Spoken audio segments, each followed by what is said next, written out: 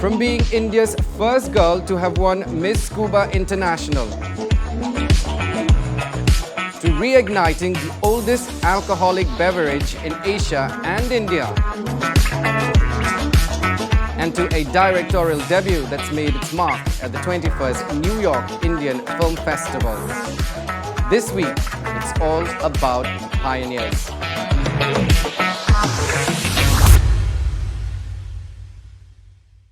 Well, ladies and gents, welcome to yet another edition of Showtime. I'm your host, Lyngdoh. My first guest is the first Indian girl to win the popular international beauty pageant, Miss Scuba International 2016-2017. Now it is a beauty pageant with a purpose to save our oceans through beauty and spread awareness about marine life. Well, say hello to the very lovely Varsha Rajkhowa. Varsha, first of all, welcome to Showtime. Thank you so much for having me. All right, now let me go straight to my first question. So you are an environmentalist by profession, but you don various, hats as a model, as a scuba diver, and you're also the climate reality leader. And of course, the list goes on. Now, how do you juggle all of that? Wow, okay. It feels like back to pageants answering all the questions, but my master's has been done in environment science, and I always wanted to get into the media. So, my mom made countries have treaty. She made a deal, we'll make a treaty that you finish your master's and then you can do whatever. So, camera was something that I always had in mind. I always wanted to shine out.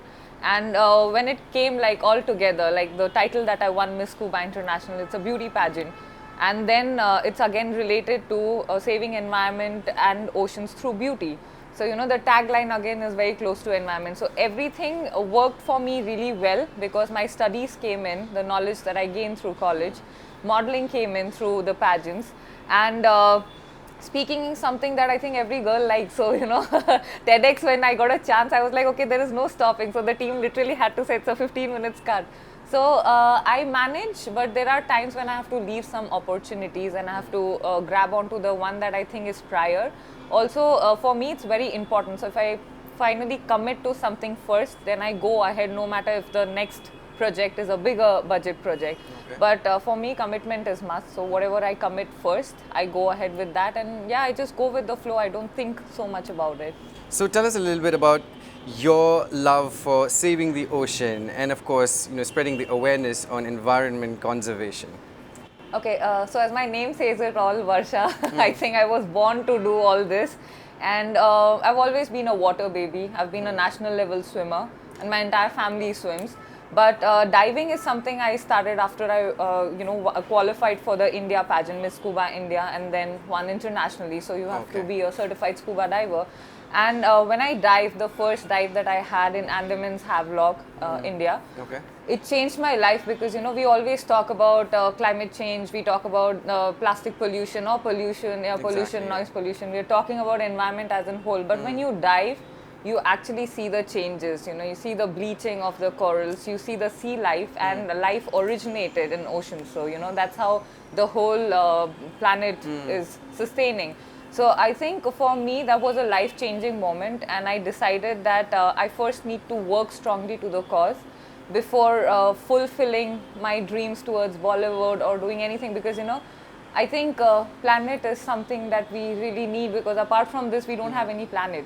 So it's very important to it's like we say Mother Earth. So if you have to save your mother or your career, what do you choose? So for me it was same. So I said, no, let's work towards this, and my love kept increasing as the journey started going on, learning, exploring, meeting people. And when you meet people from different genres in environment, there are so many sectors people are working, including a 7-year-old to an 80-year-old. It inspires you. It's not that you are only giving, but you're taking something and you can add value to the society. So that is a very important thing. I think all of us live for it, that if you can give something before you leave permanently, you start for your final journey. I think for me that was the point which changed my mind, and I said that my love is increasing towards environment. I need to protect it. And that's a very special bond, I must say.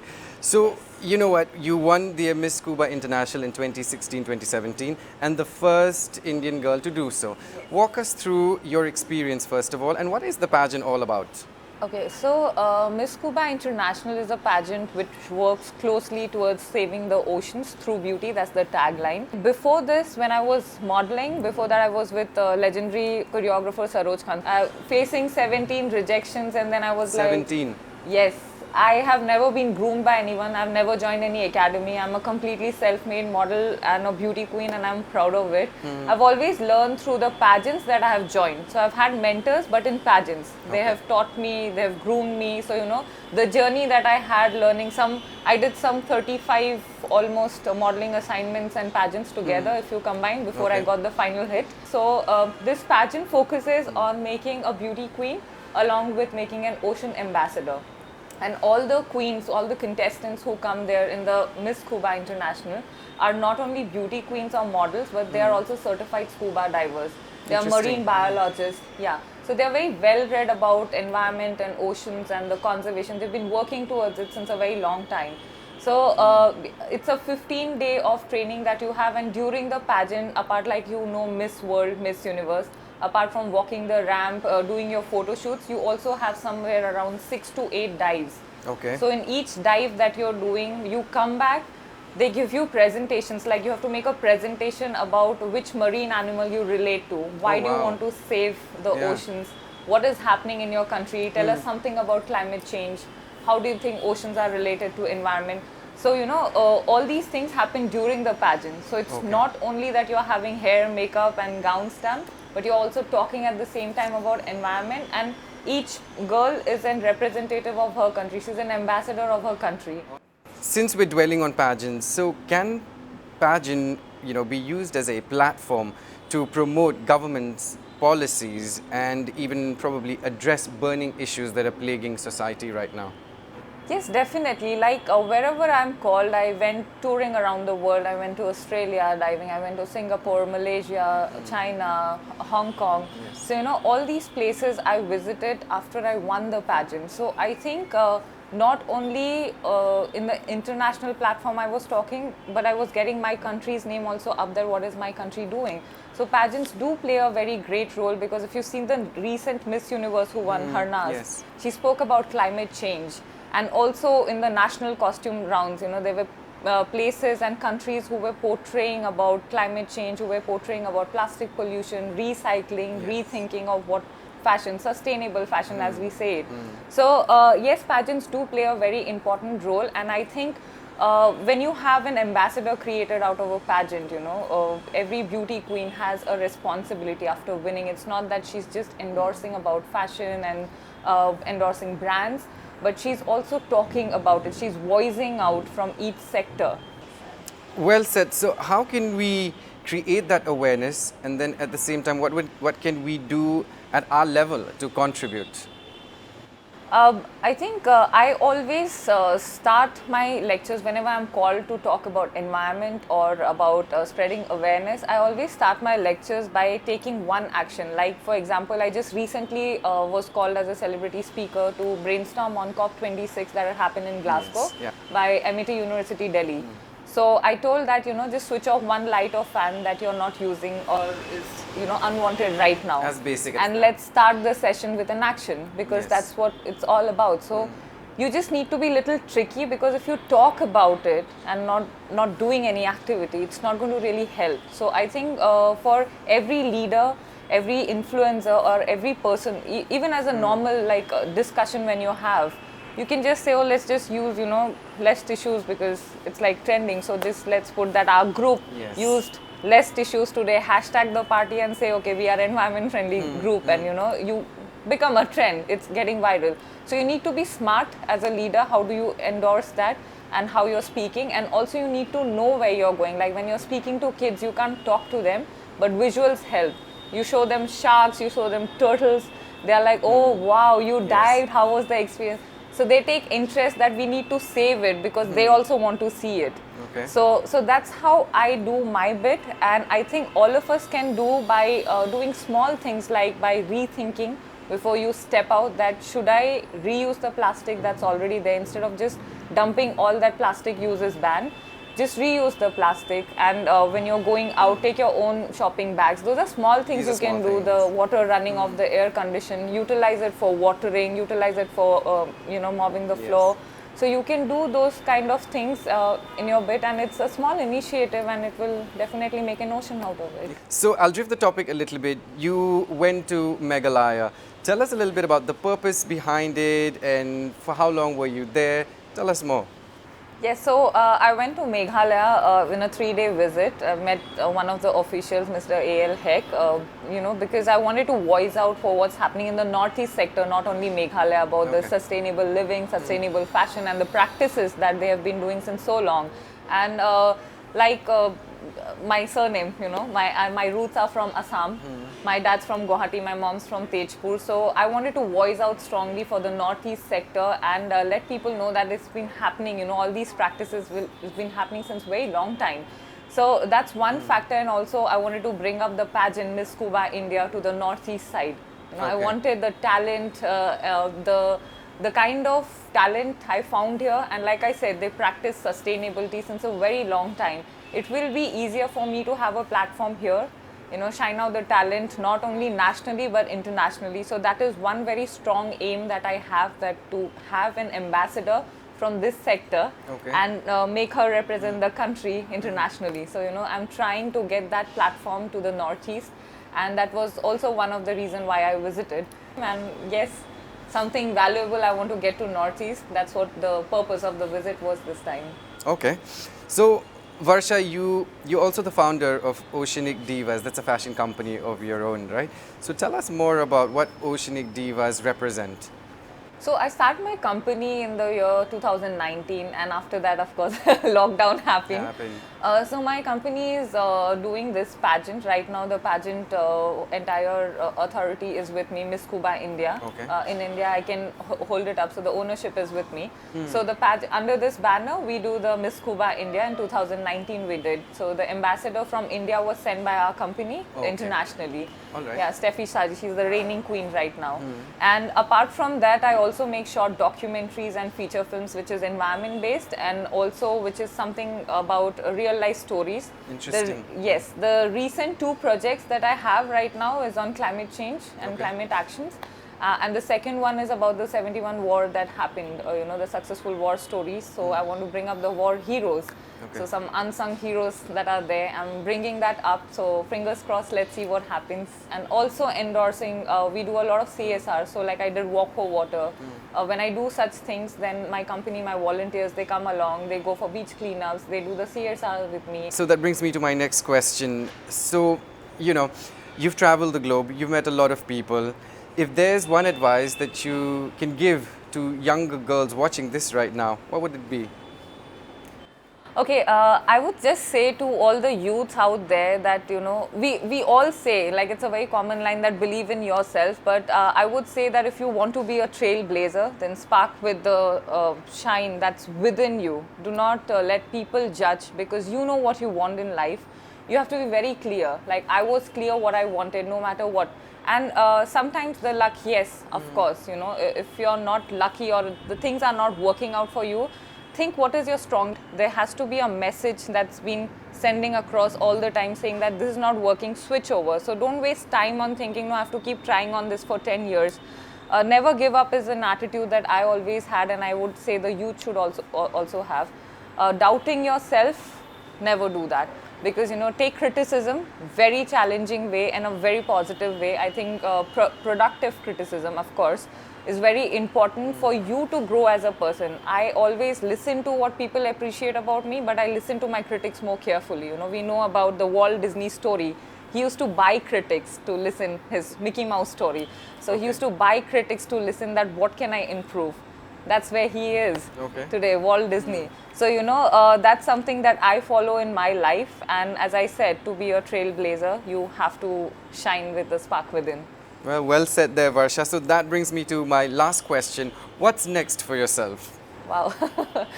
As I said, that I'll be bringing up Miss Scuba India, hopefully to this sector of the country, Northeast, and bring up the strong message about sustainability and sustainable living to protect our future. We all know this planet is not our property. You know, we have borrowed it, and we have to leave it as it is for our future generation. So that's one thing that I have in mind coming quick in next 6 months' time. I'm just looking for a positive response from the Northeast, and so that I can have an ambassador from this sector and she can represent India internationally. The second one is, as I said, I'm doing two production work. That is my short documentary. One is in climate change and conservation on oceans, and the second one is in the unsung heroes from the 71 war. So these are something that's been lined in, and apart from that, I'm doing brand endorsements, sustainable products, the makeup products that people make, and also going vocal for local. You know, that's something that I strongly am taking part in and endorsing those people who really need the platform to shine out. Well, there's a lot in the pipeline for sure there, Varsha. Yes. Thank you so much for your time. It's been a pleasure. And once again, thank you so much for speaking with us. Thank you so much for having me. Thank you. Well, she's got the passion, she's got the grit, and more importantly, she's got the drive. Varsha, I wish you all the luck and thank you for being on the show. And on that positive note, let's take a very short break. We will return to give you an entire lowdown on what needs to make it to your bar. Well, you heard that right. Stick around.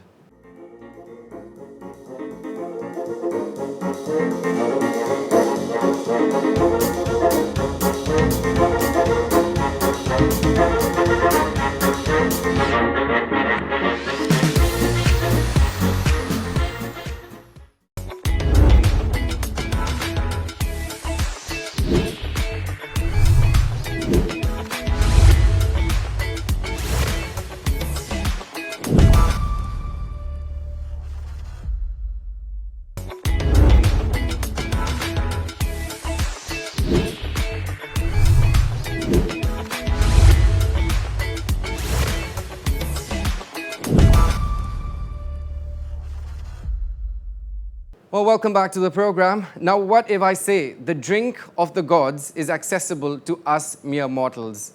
I'm talking about mead that rhymes with need. It's an alcoholic beverage made of three basic ingredients. That's honey, that's water, and yeast. And my next guest is Moonshine, Asia and India's first meadery.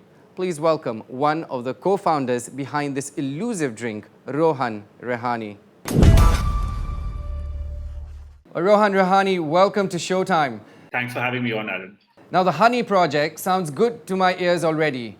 Tell us a little bit about yourselves and paint us a brief story of the Honey Project and the creation of Moonshine. Okay. My name is Rohan, by the way. And both Nitin and I are mechanical engineers. I stayed in engineering. I kind of ran factories post-engineering. That was my main vocation. The last thing I did before we started Moonshine was I was running a brass extrusion factory in Gujarat. And Nitin, post his MBA, he did his MBA from ISB Hyderabad. He worked with McKinsey. He worked with Abbott Healthcare, Abbott Pharma actually. And that's what, so Nitin has had a more diverse experience before he started Moonshine. Both of us started Moonshine. So just to give you context, Aaron, about how Moonshine came about. It started, I like to say the story started 34 years ago when Nitin and I first met, okay, as like wee little lads. But the reality is that it started in 2014 when Nitin was flying from one European city to another. I don't remember which one. And he read about meads in the in-flight magazine at Lufthansa. So thank you, Lufthansa. And he read about London's first meadery in the last 400 or 500 years. And he sent me a few pictures and I was like, this is damn cool. I was in India at that point of time. And I was like, this is damn cool because history meets mystery. Oldest alcoholic beverage known to mankind, and no one knows about it. So it started off as a curiosity-driven project where we were like, let's try and taste something new and unique. We couldn't find it anywhere. So then we like, maybe let's just make it at home. So we tried a few homebrew batches. Now, for legal reasons, I'm going to have to say that we didn't do any of the homebrewing in this country. We did it all abroad. Okay. And so we started with a few homebrew batches, and it got better and better as we made the product, and it finally came to a stage where we were like, man, this is a product that not only do we enjoy making and consuming, but our friends seem to be enjoying it as well, enough so that they were willing to offer us money to make some more. We were like, there's potentially a business around this. That's when we actually explored the laws and saw that it's something that the category doesn't exist at all for meats. But the authorities in Maharashtra have been super supportive. They helped us establish, they guided us very like throughout the process. And in 2018, we finally commercially launched in the market with bottles of moonshine. So, what are meads? And simplify the process for us, if you will. Okay, so meads are the oldest alcoholic beverage known to mankind. It's and the best way, my favorite way of describing meads is that just the way wines are made by fermenting grapes and beer is made by fermenting barley malt, mead is made by fermenting honey. So honey converted into alcohol is mead. Simple solution. Uh, it's very simple to make. The process is a lot like wine. You add water to honey, uh, you add yeast to it. You need to help the yeast chug along with some nutrients, with some fruits and a bunch of other stuff. And yeah, towards the end you get meats. It sounds very simplistic. It's a lot tougher to do consistently, as with most things in life. uh, but yeah, I think the final product is very unique, that it's not like wine at all, it's not like beer at all. uh, the way we make our meads is that it's low alcohol, 6.5%, carbonated, and packaged in a beer bottle, in a beer-like bottle. I'm actually not going to let beer claim those bottles. So, yeah. You know, in an age when there's a plethora of options available and counting, what do you guys do to stay on top of your game? So that's a great question, Aaron. One of the things we've realized is that for the last 15, 20 years that people have been consuming alcohol in our country, like as what we call the Dil Chata effect, right? Where alcohol consumption has become not just when you're upset or sad. It's not like the angry young man drinking alcohol to drown his sorrows, but it's becoming accepted as a celebratory beverage, and it's okay to have socially. What we realize is that the consumer isn't given much of an option of flavorful beverages to have, especially if you take the beer category. The consumer is just told, like, here's a yellow colored liquid which is carbonated and is bitter. And between the multiple brands, there's some variation that you can accept. But overall, it's still within the spectrum of bitter. But that's not how most of us have started to drink alcohol, right? If you remember your first taste of beer, it wasn't very pleasant. It was bitter to begin with. It's an acquired taste. Even spirits take a while to get used to. So for us, we found like a very clear white space between someone who basically wants to start drinking alcohol but doesn't want to drink spirits because that might be too much, or doesn't necessarily want to drink a bitter beverage. We feel that meats fits that bill perfectly. It's carbonated, it's slightly sweet. Because it's gluten free, it doesn't leave you bloated.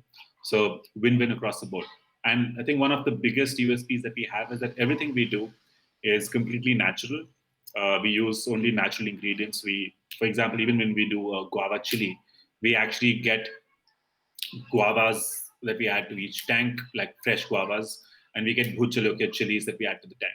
So it's not that we take guava pulp or guava flavor or chili flavor. We're actually using the real deal. So I think that makes a difference in a discerning audience actually who cares about what they're putting into their bodies. It matters to them. And just out of curiosity, nearly everyone you know is so liberal with terms like handcrafted, entrepreneurs, organic, sustainability, etc., without context. And you see this a lot with fresh startups as well. What are your thoughts? So, okay, I'm going to take sustainability because that's an interesting fact, right? We don't talk about sustainability yet because in our life cycle it's a little too early. But one thing we know this for a fact. If you think about this, meats are inherently the most sustainable form of alcohol. And I'll tell you why. Any other alcoholic beverage, the base, take for example, wine or beer. In both cases, you're telling a farmer, don't grow some food crop, but grow this crop which will get used for alcohol. So effectively, it's a -1 to the food value stream and it's a +1 to the alcohol value stream, which means we're asking farmers to set up bee boxes around the periphery of their farms, right? So you grow what you want to grow. Okay, the bees will help pollinate and increase the yield of your crops, and the honey that we capture, the farmer either, I mean, if the farmer owns the bee boxes, then the farmer has a supplemental income, or the beekeeper has a supplemental income. And when we buy that honey, for us, it's something that is completely natural. No one has replaced their food crops with honey, with bee boxes. So it's a +1 to the honey value stream, to the food value stream. Sorry, it's a +1 to the food value stream. It's also a +1 to the value stream of alcohol. So it's a win-win across the board. However, as an organization, there's a lot more we want to do from the aspects of sustainability. And so we feel it's too early for us to start talking about it yet, but it's something that inherently is innate to us. And going forward, there's a certain game plan that we want to execute about sustainability. But we like to put our money where the mouth is. So, what's in your Mead Lab series currently? So, okay, I'm glad you brought that up. We do two types of meat. I mean, we do many types of meat, but they're basically categorized into two types. There's the flagships, which is the apple cider meat, the coffee meat, and the traditional meat. Again, as I mentioned earlier, all natural ingredients. And then we have another type, which is Mead Labs, which is small batch and experimental. So we've done currently in the market, and I think this is right now only in Maharashtra. We have the guava chili meat. Just before this, we did the salted kokum meat. Again, actual salt and actual kokum and ginger. And before that, we did a grilled pineapple meat, which is actually quite interesting because it's one of my favorite meats to have made. How a lot of people had lockdown babies. The grilled pineapple was my lockdown baby. Uh, came up with this idea during the first wave. Just grilled some pineapple over cold, and while also smoking some mango wood with it, and just popped that into a mead, and it just turned out super fantastic. We actually won a medal for it, so at the European Beer Challenge. So we're constantly experimenting with flavors, with ingredients that are real and natural. And in the past, we've also done some small batch trials with hibiscus and ginger. We've done gooseberry and vanilla. We've done strawberries. Uh, we've done tea. In fact, actually, tea is something that I want to, like, in the coming few months, plan to make a trip up to Assam, get some good tea grown from people who we can, but there's a bond over there, and use that tea to make something supremely interesting and native to the state itself. So that's the plan in the future. Now, so tell me, where can we grab some of those treasures? Retail, online? So, being alcohol, we can't sell anything online. However, our website has a list of places that our meats are available. Instagram is another great place to check out where our meats are available. Of course, Moonshine Meadery is the handle. And in Assam, there are a bunch of wine shops where we are available, doing quite well, in fact. Quite happy about that.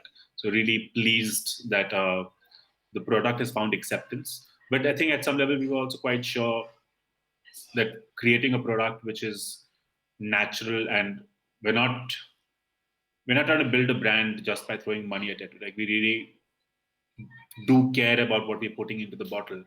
And so we've always known that people will care about the product itself. So I think that's speaking for itself.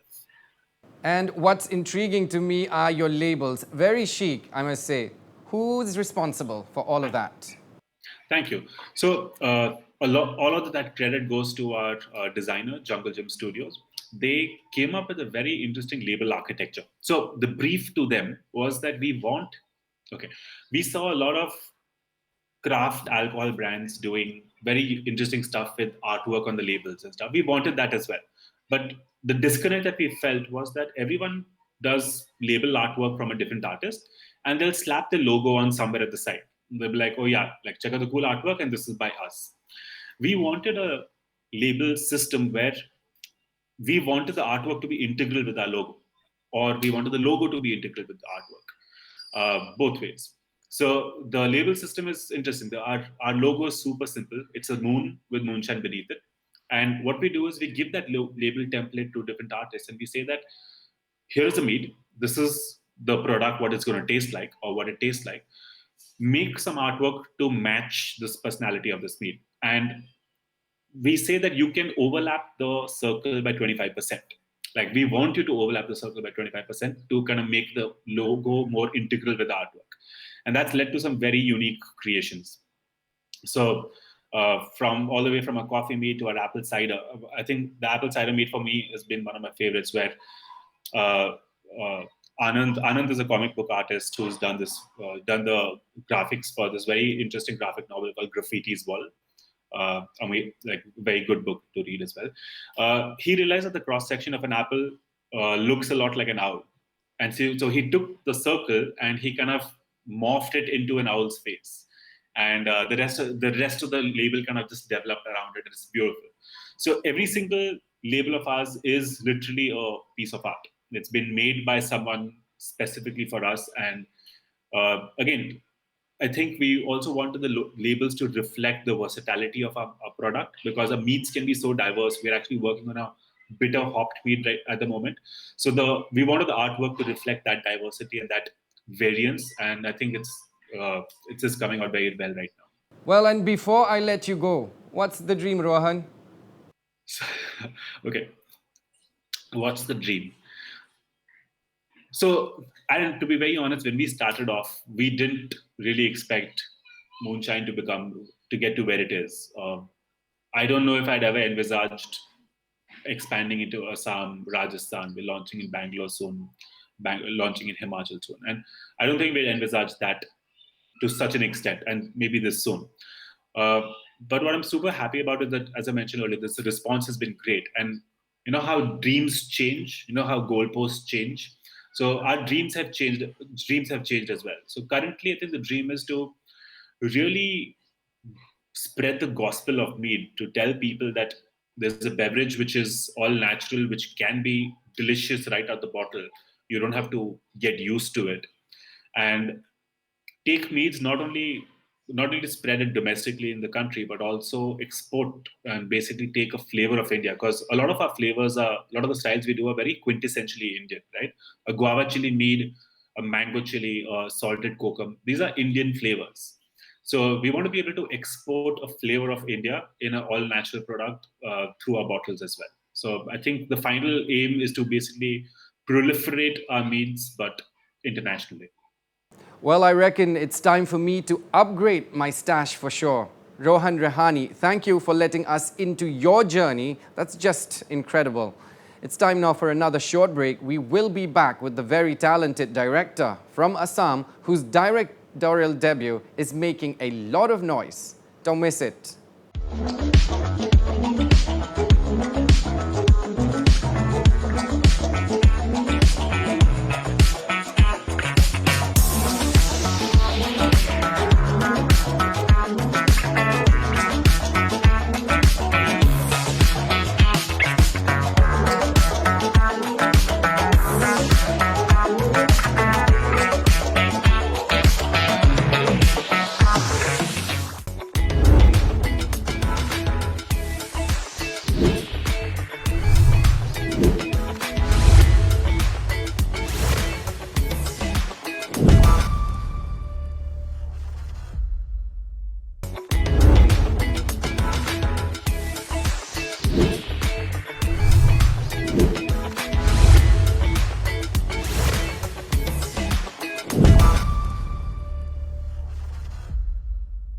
Well, welcome back to the program. Now, Borah, Songs for Rain, is an Assamese film that has made its mark at the 21st New York Indian Film Festival by securing nominations in the categories of Best Director and Best Actor. Please welcome my next guest, Krishna Kt, Borah. All right, so Krishna, first of all, welcome to Showtime. Thank you so much. It's my pleasure. Well, so Borah is your directorial debut. Yeah. This, to me, is daunting in so many levels, if you ask. Yeah, I mean, it just happened, I would say. So we brewed this idea long back, like before making the film. So it was developing, it was still developing. Then finally we were like, you know, happy, and also like we were lucky to get the producers. Okay. And then going ahead and making that film. I mean, the crew also, most of them were my friends, and everybody participated very well, and it was really a fun project to work on. Then like everybody gave their best, I would say, and yeah, it just happened. So tell us a little bit about the challenges that you faced during the entire process. Yeah, I mean, see, when we approached this film, like when we went on making this film, like in terms of talking with the producers also, we were like very much upfront about like our approach, Okay. in a way that like it is like we wanted to shoot with a very less amount of people, with a very less amount of money. And also like when we discussed about the plans of like bringing it to the audience, we had certain ideas in our mind which we were very upfront to the producers. Then also like there were challenges, as like as it was an indie production and an independent film. Okay. But like I would say the challenges were like, you know, handled long before the shoot. Okay. We took precautions. Then also, you know, we did a proper pre-production, Okay. or proper planning. Our executive producer was like very good at that, and also, you know, everybody supported in that process. I mean, locations and actors were not a problem at all, because like we had long thought about those things. But in terms of getting a certain scene in a certain Okay. way, because we Okay. had special effects in certain scenes and all. But again, like we knew what we were supposed to do. Yeah. So in that way, like we had like taken precautions long back, and like did it in a very practical way, which was affordable from us, like, you know, but from our end. Again, if you talk about the challenges, because there was one major challenge that like we had a lot of, you know, non-actors acting in the film. Okay. I mean, So you mean to say without background? Yeah, without background, Okay. and they had never seen a camera also. Okay. So the thing was that the 90% of the crew members and 90% of the cast members were non-actors. Okay. But like today, I am very much, you know, humbled to say that those actors had given their best, and I'm really very proud of them. And so also, you know, like at one point, I would just like to mention this. At one point, like we shot with a DSLR camera, the Sony camera, one of the Okay. Sony cameras. At one point, we had a luxury of, you know, going for a higher end camera also, but we took a conscious decision of, you know, not going for a higher end camera, because first of all, we did not want to scare the actors, Okay. because we had planned it like that, and like the actors had never seen a movie camera. So we were very much conscious that if we bring a camera to this place, and like, you know, these actors get little bit nervous and all that. Yeah. So we did not want that to happen. Also, secondly, because we had, from the idea onwards, from going ahead and making the film, we had always thought of making it in a very much of an independent way. Okay. Very much of a, like, you know, like all coming together, more like all very much interested more towards the project, rather than like what you know, what other things are involved. Exactly. So we decided, like I spoke with my DOP also, and like we decided of going with whatever we had thought earlier. Okay, so you know what? There's a saying that we're as good as our last. So for a singer, that would be his last track. For a columnist, his last column. So do you think you've done justice to the movie? I know it's a silly question after all the nominations, but we are our best critic. I mean, yeah, of course. Like every time I see the movie, I see the film now. I would like point hundreds of, like, you know, mistakes which I could have actually, Yeah. like, you know, I wish I could have actually not. I mean, come Done ahead. it, Yeah. And now, like, you know, but it's also like, I would say every project for me would be a learning process. In that case, like as you mentioned, for every profession, everything people does, like there is always a learning. Yeah. So for me also, this project is a very much of a learning process. Like I learned a lot from this project, what to do, what not to do, how to handle, how to not do certain things, and what are the things we cannot do. I mean, not exaggerate and all those things. We'll come to that later. First of all, tell us a little bit about yourself, your background, and have you always wanted to become a director? Yeah, I actually always wanted to become a director. I mean, always as in like I started, like my dream started with like, I used to go for acting classes. Okay. So, like I was very much fascinated with all this acting and all other things related to a movie. Then like after my like 11th and 12th, where generally we like, take a step forward to what we want to do.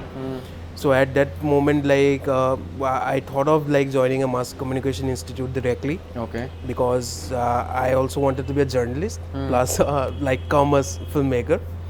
Then, but it did not happen initially because I started doing mathematics at that point. Okay. Then I knew that this was not for me, so I had to leave mathematics. Then I joined St. Anthony's College, where I studied mass comm and video production. Then after that, I applied for direction at Satyajit Film and Television Institute. Okay. Suddenly, I was not selected. I was very much depressed at that point because I really like at that moment when I went for orientation, I really liked the place. I really liked the vibe of the place, and also the idea of like seeing film every day, seeing films every day. Because like I feel like we are always like not very much exposed to the kind of cinema we should be exposed to. Exactly. Yeah.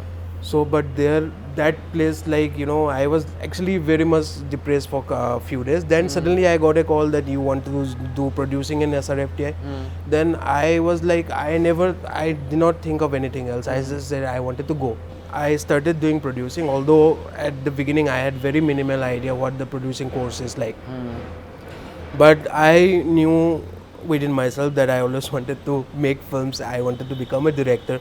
And it doesn't matter actually when you are once you are in a film school, that certain department doesn't train you that you should be only this. Yeah. They doesn't say you that like you should be only doing editing or something like that. You can always go and make your own films. Exactly. I remember posting something on Instagram and I said there that a single focused career path is just a thing of the past. Right. If you can do a lot more things, and as long as you do justice to all of that, and I don't think that should be a problem at all. Right. So let me come to the film. Tell us a little bit about the inspiration behind Borah, and why do you think the story needs to be told? See, I would say Borah is a memoir of my childhood. Okay.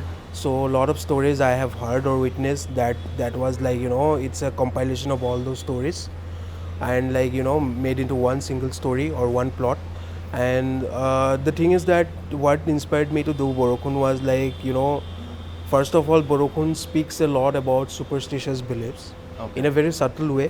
It just shows the superstitious beliefs that are like prevalent in an Assamese society or in an Assamese remote village. So that was one of the reasons why I wanted to do Borah. Secondly, there was a news article that was in 2009 or 10. So the news article really like stayed with me for this many years. What was the article all about? So like if I say about this article right now, then I think there will be a spoiler for the film. But Okay. but just a gist perhaps. yeah. So it was something to like people were like not getting rain for many days. So they did a certain ritual. Okay. So yeah, even the film speaks about that. Like so, this is based on a fisherman's village in a remote Assam. Okay. So where like people are like having a dry spell, and they are like doing certain rituals for bringing rain.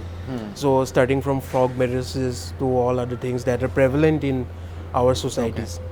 So yeah, that's basically the film is about. And the characters also, like I have seen those characters from my childhood, from like now also these characters are very much there. Okay. So when we wanted to do this film, we had this idea of like showing Assam like 10 years back, or showing that place 10 years back. Maybe it's 2009 or 2010. Okay. But we did not have to do much in terms of like giving it a periodic look or something you could say.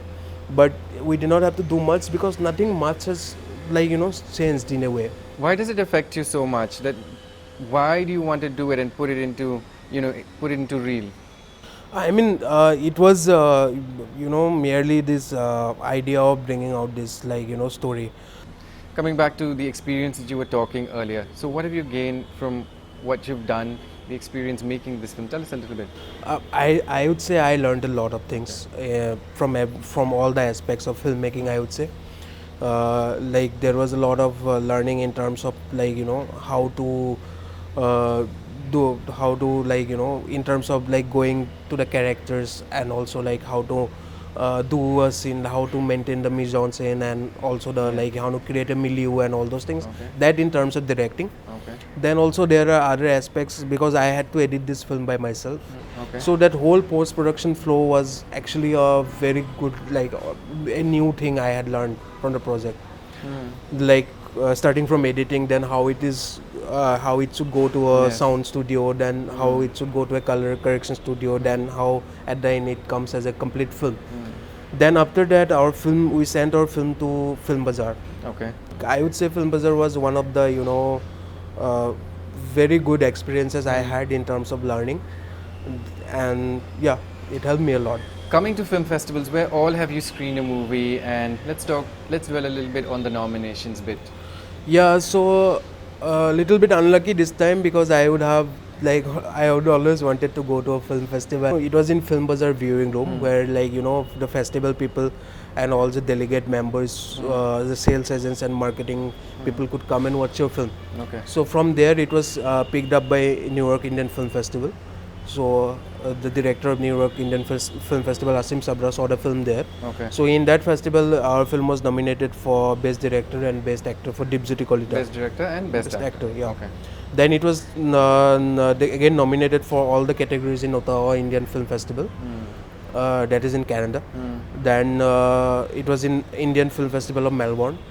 Then we were also invited to participate in this one of the most exciting film festivals, that is Gangneung International Film Festival in South Korea.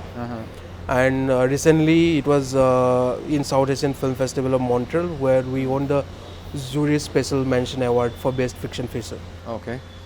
So, with all the experience in your repertoire, what message do you have for other young, aspiring filmmakers from the region? First of all, I am also an aspirant. I still want to make more films. But let's say the younger ones. Yeah. I would say I think for the last I haven't seen this in Assam or in Northeast, the craze of making films for last the You craze have not that seen, you said yeah you the have craze that has increased in last 5-6 years. The craze has increased like anything. increasing now. And also the producers are coming forward in producing your film.